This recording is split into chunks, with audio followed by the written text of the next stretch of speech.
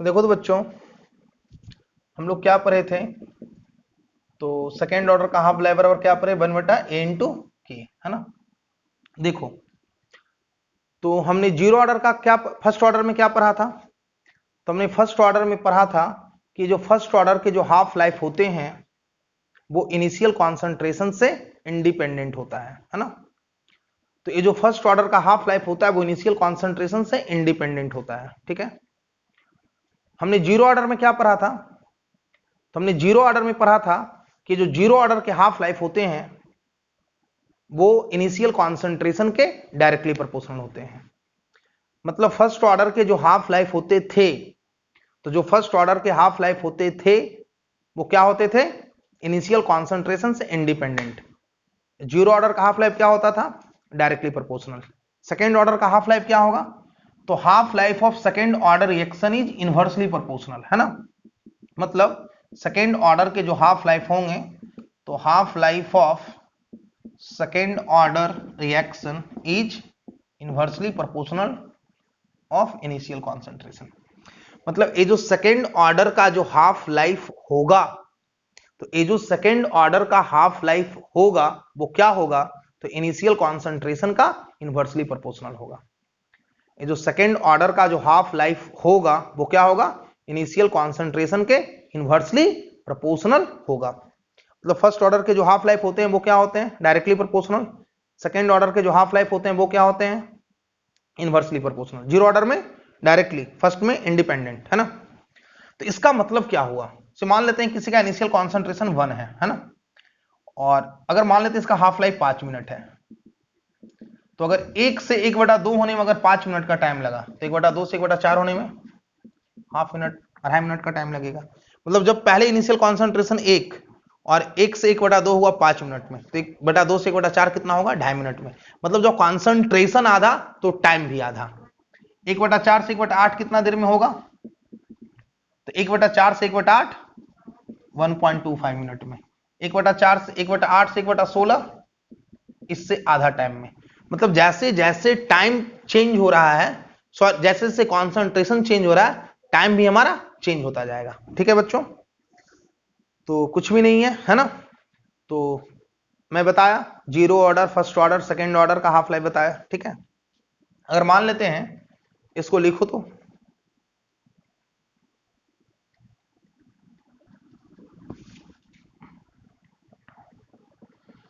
अगर मैं जो अभी मैं क्वेश्चन देखा था, अगर ऐसा क्वेश्चन रहता कि देखो भाई ये a माइनस एक्स इनवर्स और टाइम t के बीच का ग्राफ है ना। ये इंटरसेप्ट 1/a है। अच्छा, इंटरसेप्ट 1/a नहीं दिया रहता, ये OA है और ये बोलता है थीटा बराबर tan इनवर्स 0.5 है ना। और ये बोलता OA का वैल्यू 0.5 है। अभी देखा था, आपसे बोलता कि इनिशियल रेट बताओ, बी में बोलता कि हाफ लाइफ बताओ, है ना। तो इनिशियल रेट बताओ, हाफ लाइफ बताओ। अब देखो तो भाई एक कैसा रिएक्शन है, a माइनस एक्स इनवर्स और टाइम t के बीच का ग्राफ है, और a माइनस एक्स इनवर्स और टाइम t के बीच का ग्राफ अगर स्ट्रेट लाइन हो, अगर ऐसा हो तो किस ऑर्डर का एग्जांपल होता है? तो पहला बात तो ये सेकंड ऑर्डर का एग्जांपल है। अभी हम लोग देखें सेकंड ऑर्डर में जो ये जो थीटा है ना, तो थीटा बराबर tan इनवर्स 0.5, मतलब tan थीटा बराबर 0.5, और यही हमारा स्लोप जो होता था वो रेट कांस्टेंट होता था, याद करो। तो हमारा रेट कांस्टेंट कितना है? 0.5, है ना। और ये जो OA है, ये जो 1/a होता था और इसका वैल्यू कितना है? 0.5 है। मतलब 1/a का वैल्यू 0.5 और इस स्लोप का वैल्यू कितना? k।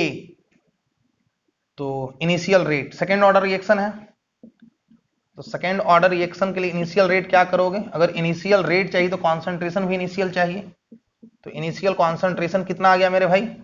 तो इनिशियल कॉन्सेंट्रेशन हो जाएगा ये 1/a बराबर 0.5, तो a बराबर 1/0.5 मतलब 1/2 मतलब 2 हो जाएगा। इनिशियल रेट 2 का स्क्वायर और k का वैल्यू कितना है भैया? 0.5, तो 0.5 इंटू 4, तो यहाँ से इनिशियल रेट आ गया। बोलो, ये जो इंटरसेप्ट होता था 1/a होता था क्या? और ये जो स्लोप होता था वो k होता था, तो वहां से k आ गया, यहाँ से इनिशियल रेट, यहाँ से वहां से रेट कांस्टेंट आ गया और यहां से इनिशियल कॉन्सेंट्रेशन आ गया, है ना। सेकंड क्या बोलता है, हाफ लाइफ। तो हाफ लाइफ बराबर क्या होता है, 1/a इंटू के। तो 1/a का वैल्यू 0.5 और के का वैल्यू के कितना आया भाई, 0.5, है ना। तो 1/0.25, है ना। तो 100/25, 25 चक 100, ठीक है बच्चों। तो इसको लिख लो, है ना। तो अगर आपसे हाफ लाइफ भी पूछे तो सेकंड, अगर ऐसा दिया रहे तो हम लोग हाफ लाइफ भी निकाल लेंगे, और इनिशियल रेट पूछे तो हम लोग इनिशियल रेट भी निकाल लेंगे।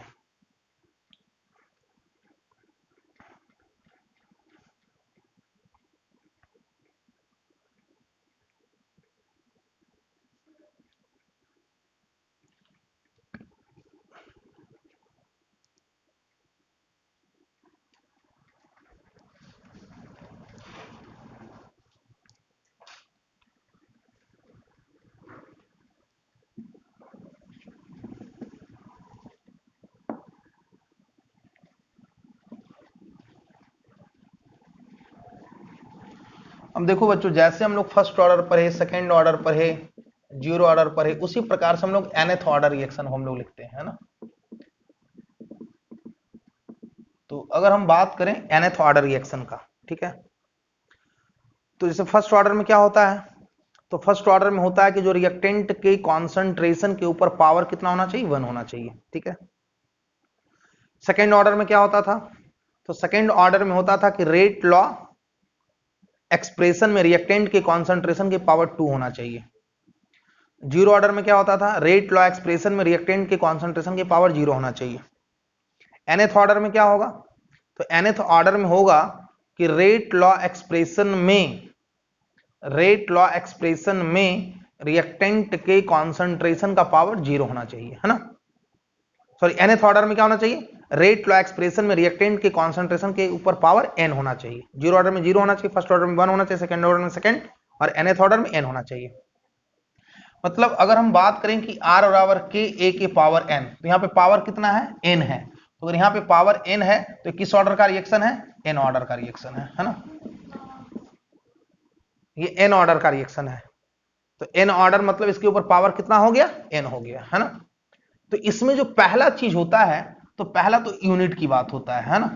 तो यूनिट ऑफ रेट कांस्टेंट, तो अगर हम यूनिट ऑफ रेट कांस्टेंट की अगर हम बात करें, है ना, तो अगर हम रेट कांस्टेंट की अगर हम यूनिट की बात करें, तो रेट कांस्टेंट का यूनिट क्या हो जाएगा, हम बताए थे कि आपको जिस ऑर्डर का रेट कांस्टेंट का यूनिट चाहिए, तो आपको जिस ऑर्डर का रेट कांस्टेंट का यूनिट चाहिए, पहले हम क्या करते हैं, हमको जिस ऑर्डर का रेट कांस्टेंट का यूनिट चाहिए, तो पहले हम लोग उसका रेट ऑफ रिएक्शन लिखते हैं, ठीक है।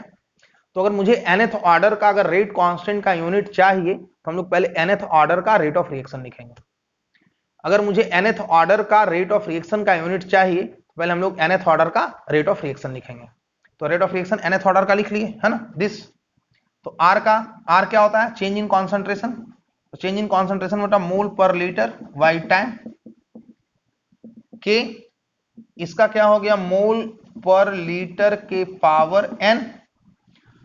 तो हम लीटर वाले को इधर कर लेते हैं, तो लीटर के पावर n अपॉन लीटर, यहां क्या हो जाएगा, मोल वाई मोल के power n upon 1 by time equal to K, है ना। तो यहां क्या हो जाएगा, लीटर के power n minus 1 into mole के power 1 minus n into time inverse बराबर के, है ना।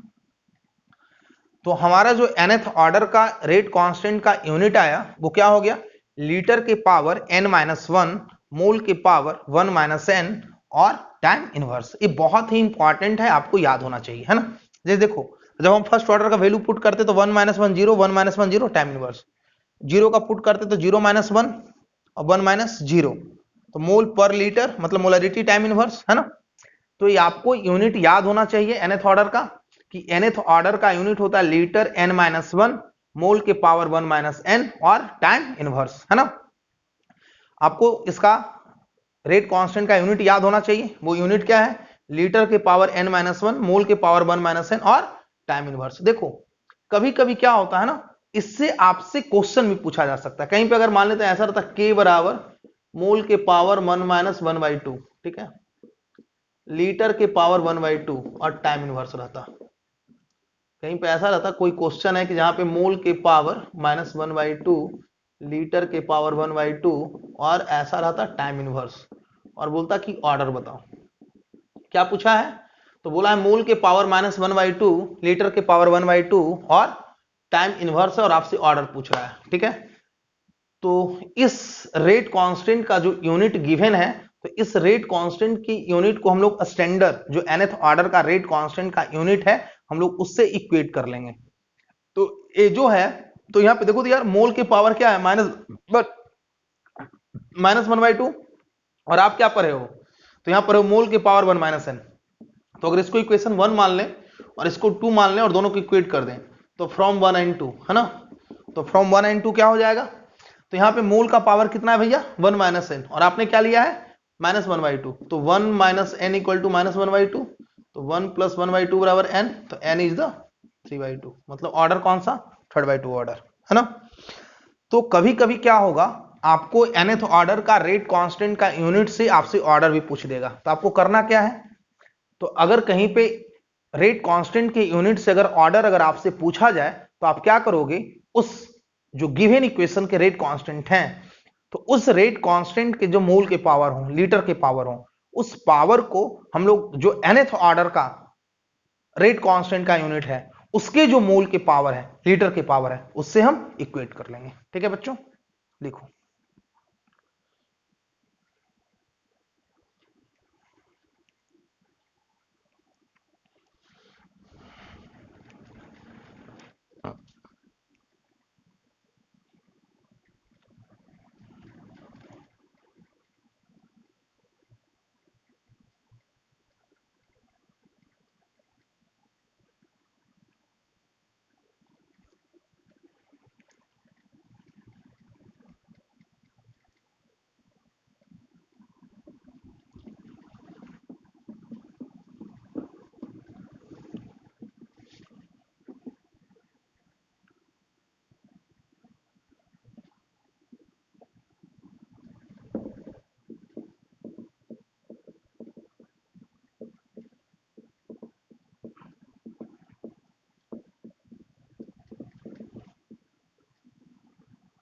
अब देखो तो बच्चों, अगर हम nth ऑर्डर का अगर हम काइनेटिक इक्वेशन की बात करें, ठीक है, तो अगर हम nth ऑर्डर का अगर हम काइनेटिक इक्वेशन की अगर हम बात करें, तो हम nth ऑर्डर का काइनेटिक इक्वेशन कैसे लिख सकते हैं, बोलो। तो हमने फर्स्ट ऑर्डर का काइनेटिक इक्वेशन लिखा, तो मैंने क्या बताया कि अगर आपको जिस ऑर्डर का काइनेटिक इक्वेशन लिखना है, उस ऑर्डर का हम लोग रेट ऑफ रिएक्शन लिखेंगे टाइम टी पे। तो अगर मुझे nth ऑर्डर का अगर काइनेटिक इक्वेशन लिखना है, तो हम लोग nth ऑर्डर का रेट ऑफ रिएक्शन लिखेंगे टाइम टी पे, है ना। तो मान लेते हैं कि यही कोई हमारा nth ऑर्डर है, इसका भी टाइम के साथ जैसे मान लेते ही है, तो टाइम 0 पे मान लेते हैं a है, और एक खर्च हो रहा है -x + x, है ना, इसका भी कॉन्सेंट्रेशन टाइम के साथ चेंज हो रहा होगा।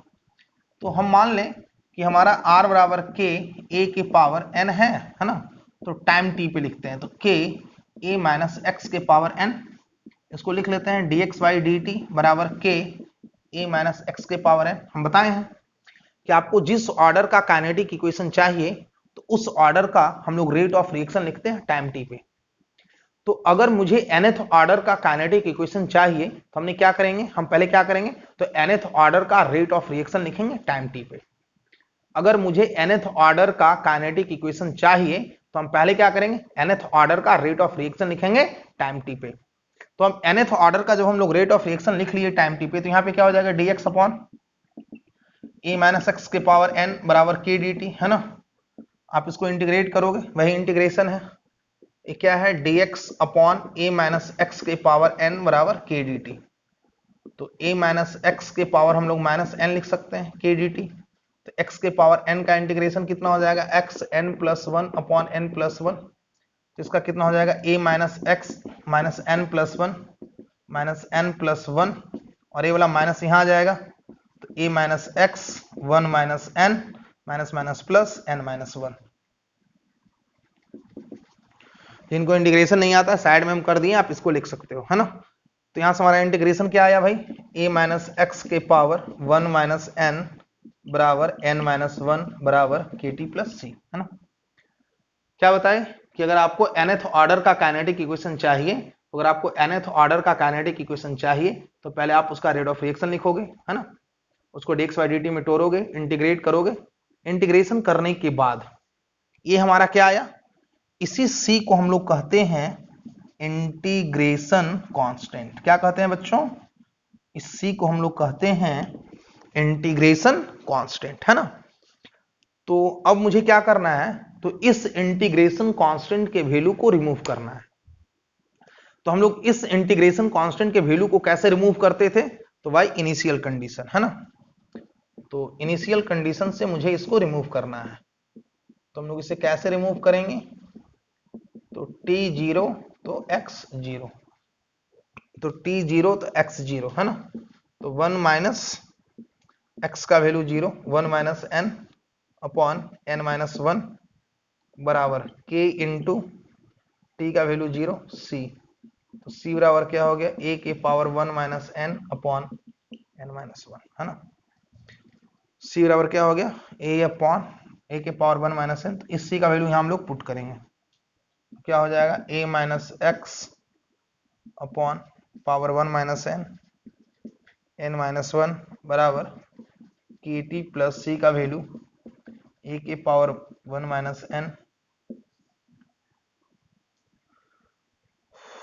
तो अगर हम इस n माइनस 1 को अगर हम इधर कर दें तो a minus X 1 minus n बराबर n माइनस 1 के टी, और n माइनस 1 आएगा तो कट जाएगा, ये a के पावर 1 माइनस n, है ना।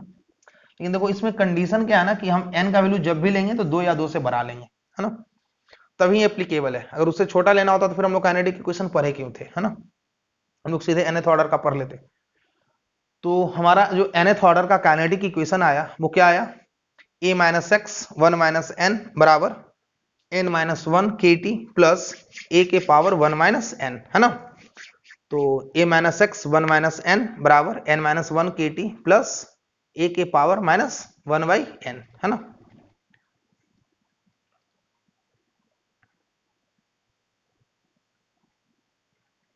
देखो इसको,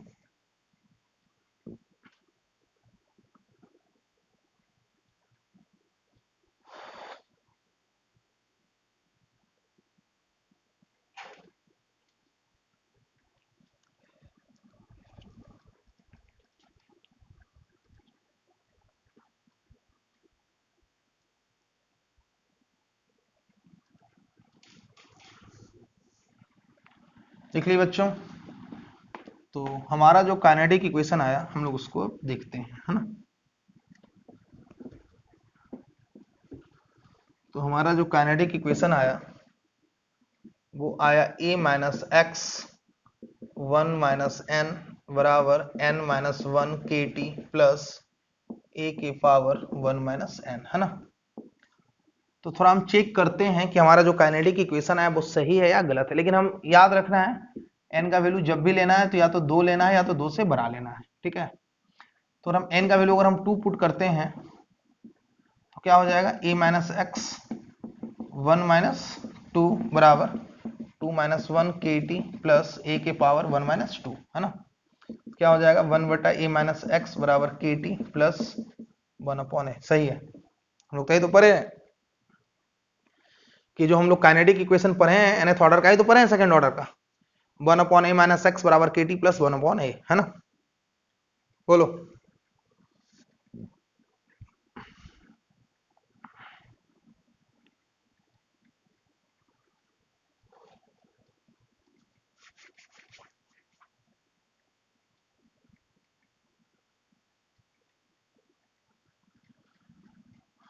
अब देखो, है ना।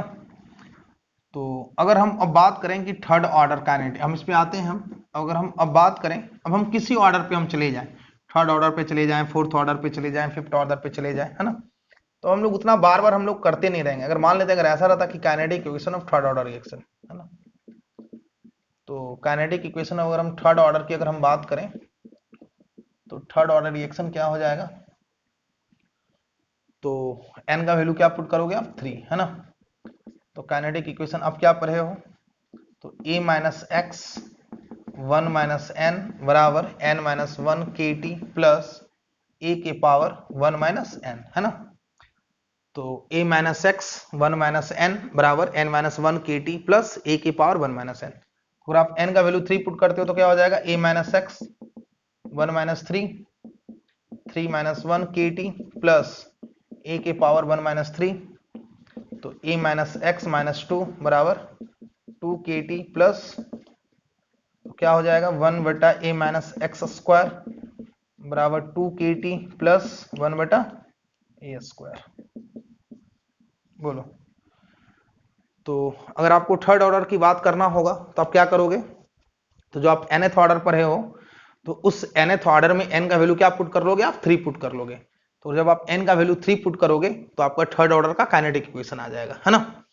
अगर हम ग्राफ की बात करें, तो अगर हम ग्राफ की बात करेंगे तो ग्राफ का बात क्या हो जाएगा बताओ तो यहाँ पे वेरिएबल कौन कौन, t, और t बदलेगा तो x बदलेगा, और x बदलेगा तो a माइनस x बदलेगा, है ना। ये t बदलेगा तो x बदलेगा, और x बदलेगा तो a माइनस x बदलेगा। मतलब a वेरिएबल है, ये a माइनस x बदलेगा तो 1 बटा a माइनस x बदलेगा। मतलब a y बराबर mx प्लस c, है ना। तो y बराबर अगर हम mx प्लस c की अगर हम बात करेंगे तो ये हमारा हो जाएगा y का वैल्यू 1 बटा a माइनस एक्स स्क्वायर, ये हो जाएगा t, ये इंटरसेप्ट कितना हो जाएगा 1 बटा a स्क्वायर, और a कितना हो जाएगा स्लोप बराबर 2k, है ना। तो जब हम थर्ड ऑर्डर की बात कर रहे हैं तो n का वैल्यू हम क्या पुट कर दिए, 3 पुट कर दिए, तो हमारा इक्वेशन कुछ ऐसा आ गया।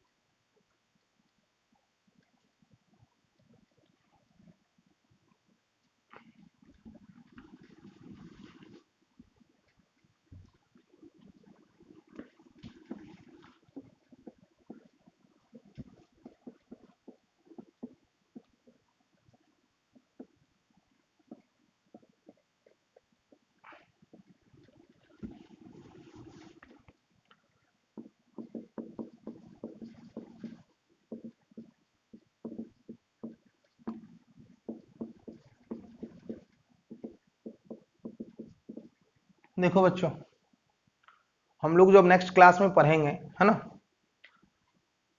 तो अभी तक क्या है कि ऑर्डर गिवन है ना। ये फर्स्ट ऑर्डर है, जीरो ऑर्डर है, सेकंड ऑर्डर है।